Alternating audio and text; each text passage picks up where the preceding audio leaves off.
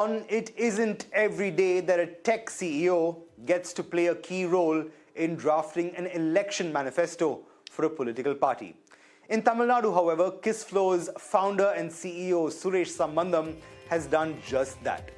A few days ago, the SaaS boss saw Chief Minister M.K. Stalin release the DMK's manifesto, a document that he, along with names like Member of Parliament K. Kanimuri and a few others, sat down to work on.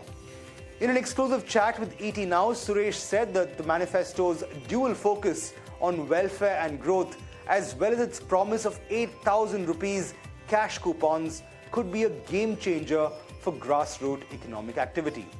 Here's a slice of that conversation. I think it's very, very first. But I think the real reason is not just because I am a CEO. Because I think the problem is most CEOs just simply focus on their company. But on the other hand, I have done a lot of work on the social front. Especially, I've wrote the Kanavu article, which talks about how we can move development to the district level, right? This is one of the longest running articles for like 2.5 years. And we have talked about all 38 districts. And then we talked about the $1 trillion dream. I've been always talking about taking Tamil Nadu to the next level. So that is the reason. I think it's not like all CEOs get invited. It's because the CEOs who have the social inclination and social commitment and put their effort and shown solid proof, I think you naturally get an attraction towards that. I think this time the call came from CM office that I think the DMK government, DMK party, first time is forming a large-scale team like this. And it's like a 10-12 member team, and consciously they brought two people as outsiders.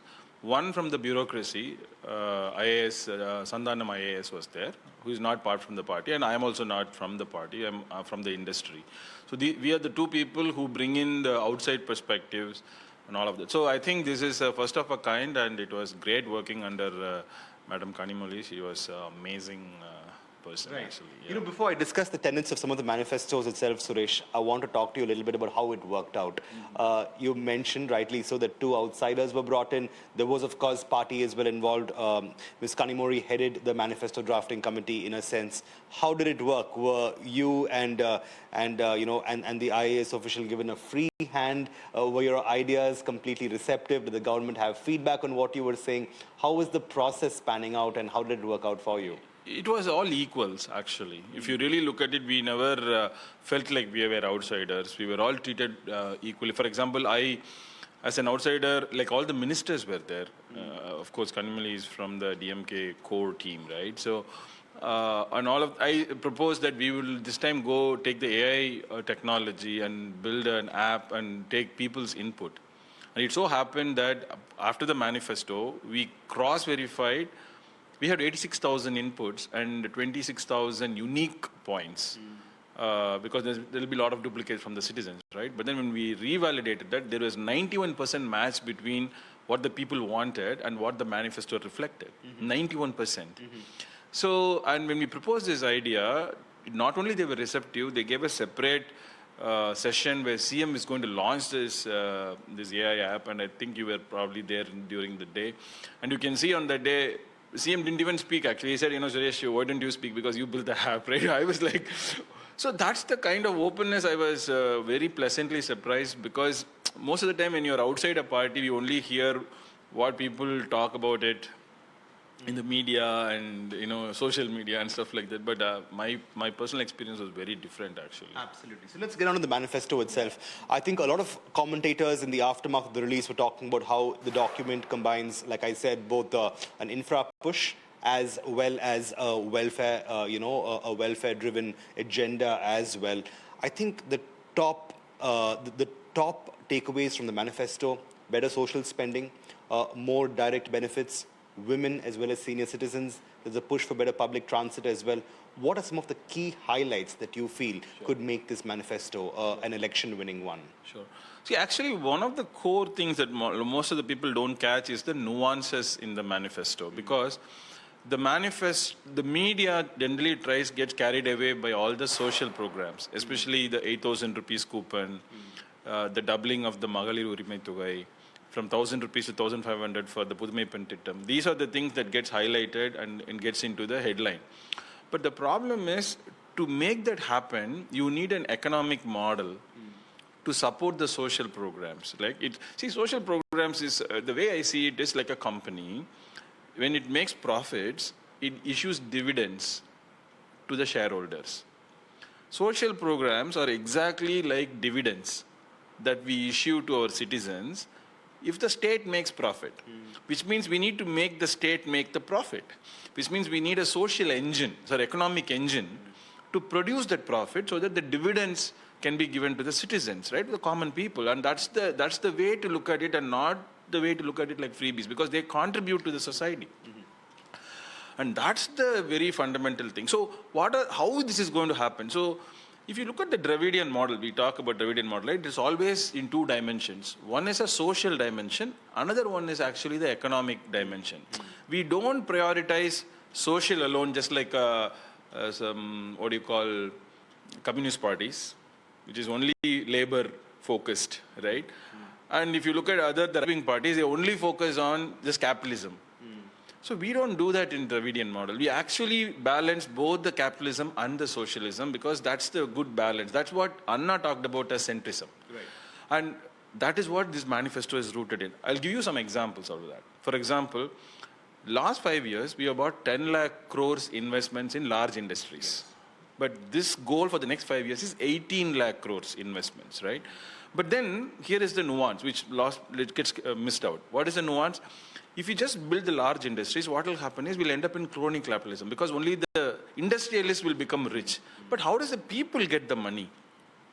The only way the people will get the money is the MSMEs have to come in between the people and the large industries. If you don't develop the MSMEs, the money will not go from the large industries to the MSMEs to the people. It won't go. So this time we have actually made sure 5 lakh crores of investments will go into MSMEs.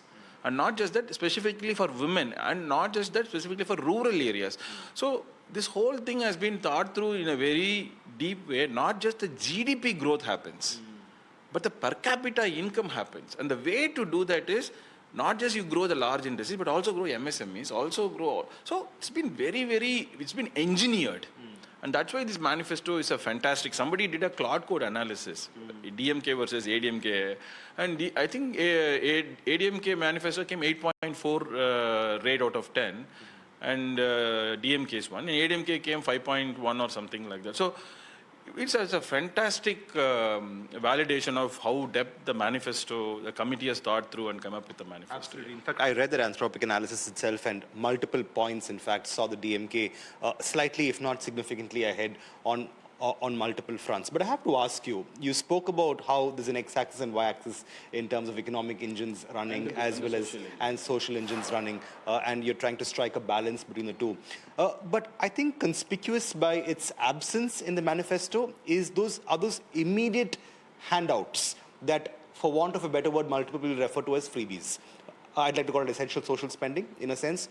However, the opposition party, the AIADMK, talks about free refrigerators, free LPG cylinders, a lot of, for want of a better word again, freebies being put out there and given to the voter itself. Have you consciously decided to stay away from that approach and focus instead on long-term goals? Has that been a conscious aspect? And if yes, what's the thinking behind it? See, actually, again, people miss the nuance here. See, when the DMK government did the Magalir Urimai Togai, it was initially thought like a DBT going to benefit the family. But then the State Planning Commission under Mr. Jayaranjan sir, Dr. Jayaranjan sir, they did a lot of analysis on what is the economic impact of this social program. Then they found out that there was apparently a doctor was asking, you are getting 1,000 rupees to a woman, what am I getting, right? And somebody was telling, sir, doctor said, if this lady gets sick, she comes and gives you 250 rupees for you. That 250 rupees comes from the 1,000 rupees she's getting from the government. So in fact, you are getting money from the government indirectly, right? And this is called the trickle-down circular economy that gets built through the social program. And that's the deeper learning. And that's why this time they decided to do the 8,000 rupees coupon. The coupon is a master stroke, simply because first, it doesn't force anyone with any particular product. Because you have a refrigerator, I don't have a refrigerator, I want to buy a refrigerator. But you don't want to buy, you want a refrigerator. So you can choose what you want to buy. That's the first one. Second, it eliminates the central procurement system where there is a scope for, a lot of tenders and tender-related issues. I don't want to go into the details. Right? It completely eliminates that. Third, the money goes to only one company. Like if you buy, let's say, laptops from Acer or HP, only one company benefits. Here, like I buy Sumit Mixi, somebody buys Suguna grinder, somebody buys Samsung refrigerator. Every company benefits out of that. That's the third point. And the fourth important point is, somebody buys in Salem, somebody buys in Athur, somebody buys in Tirunelveli. It doesn't get bought centrally. The entire economy of Tamil Nadu gets 8,000 rupees multiplied by 1.3 crore families or whatever it is. That much money gets pumped into the economy in a very, very big way. So even in the social program, the economic mindset has been engineered into it. I think that's the beauty of this program, actually. Absolutely. So I have to ask you before I let you go then, with regard to the manifesto drafting itself, you spoke about both economic and social engines being given equal importance. What was the objective, though, of the entire process itself? Surely an objective of an election is to win votes and form the government. But with regard to putting the document out and sending out a message, what was the intention and what were the objectives that you wanted to tick off that to-do list before going about readying and releasing the document? So I think the main objective, of course, see, we are in representative democracy, right? We are not in a direct democracy, right? Which means the government that getting elected, a representative democracy really means that you need to represent the people's wishes. It's not our wishes. And that's one of the reasons we also built the app and went to ask what the people want. So every MLA, every MP's responsibility is to reflect the wishes of the people. That's the most important thing in a representative democracy. So that's what this manifesto is rooted in. And the core theme really is, how do we continue the $1 trillion vision? Right? So we are already close to 400 and odd some billion dollar. See, we started at 260, 270 billion dollar when the government started in 2021. Now we have come to 420, 430, depending upon the currency fluctuations in terms of the GDP growth. And if you just maintain, our goal was, if you just maintain the 11.2% annual growth, and if you ask ChatGPT, what will be the year by which this will complete, the magic number is 2031. That means exactly in 5 years, when this government completes the tenure, the new government completes the tenure, we'll be able to achieve the $1 trillion goal. What that really means is the per capita income will increase for the people.